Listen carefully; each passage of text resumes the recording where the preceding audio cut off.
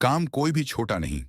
एक बार भगवान अपने एक निर्धन भक्त से प्रसन्न होकर उसकी सहायता करने उसके घर साधु के वेश में पधारे। उनका यह भक्त जाति से चर्मकार था और निर्धन होने के बाद भी बहुत दयालु और दानी प्रवृत्ति का था। वह जब भी किसी साधु संत को नंगे पांव देखता तो अपने द्वारा गांठी गई जूतियां या चप्पलें बिना दाम लिए उन्हें पहना देता। जब कभी भी वह किसी असहाय या भिखारी को देखता तो घर में जो कुछ मिलता उसे दान कर देता। उसके इस आचरण की वजह से घर में अक्सर फाका पड़ रहता था। उसकी इन्हीं आदतों से परेशान होकर उसके माँ बाप ने उसकी शादी करके उसे अलग कर दिया ताकि वह गृहस्थी की जिम्मेदारियों को समझे और अपनी आदतें सुधारें। लेकिन इसका उस पर कोई असर नहीं हुआ और वह पहले की ही तरह लोगों की सेवा करता रहा। भक्त की पत्नी भी उसे पूरा सहयोग देती थी। ऐसे भक्त से प्रसन्न होकर ही भगवान उसके घर आए थे ताकि वे उसे कुछ देकर उसकी निर्धनता दूर कर दें तथा भक्त और अधिक जरूरतमंदों की सेवा कर सके। भक्त ने द्वार पर साधु को आया देख अपने सामर्थ्य के अनुसार उनका स्वागत सत्कार किया।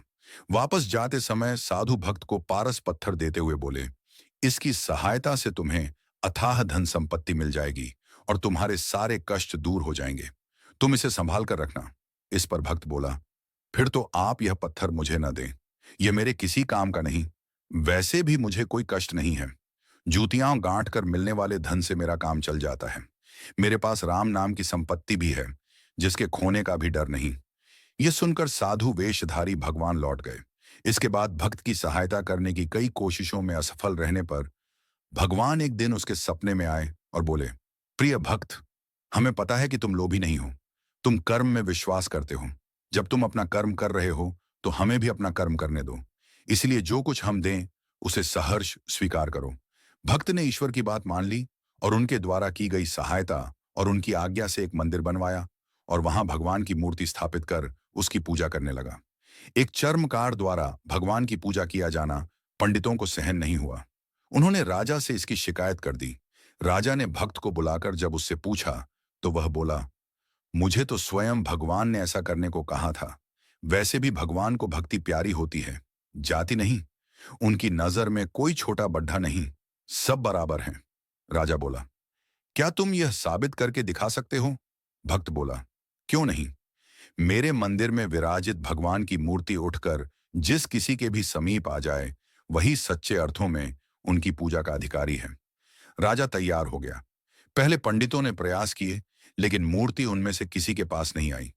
जब भक्त की बारी आई तो उसने एक पद, परहा देवाधिदेव आयो तुम शरणा, कृपा कीजिए जान अपना जना। इस पद के पूरा होते ही मूर्ति भक्त की गोद में आ गई। यह देख सभी को आश्चर्य हुआ। राजा और रानी ने उसे तुरंत अपना गुरु बना लिया। इस भक्त का नाम था रविदास।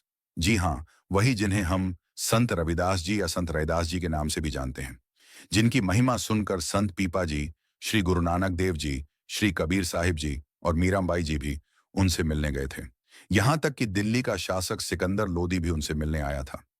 उनके द्वारा रचित पदों में से 39 को श्री गुरु ग्रंथ साहिब में भी शामिल किया गया है। लेकिन सबसे महत्वपूर्ण बात यह है कि इन सब के बाद भी संत रविदास जीवन भर चमड़े की जूतियां गांठने का काम करते रहे, क्योंकि वे किसी भी काम को छोटा नहीं मानते थे।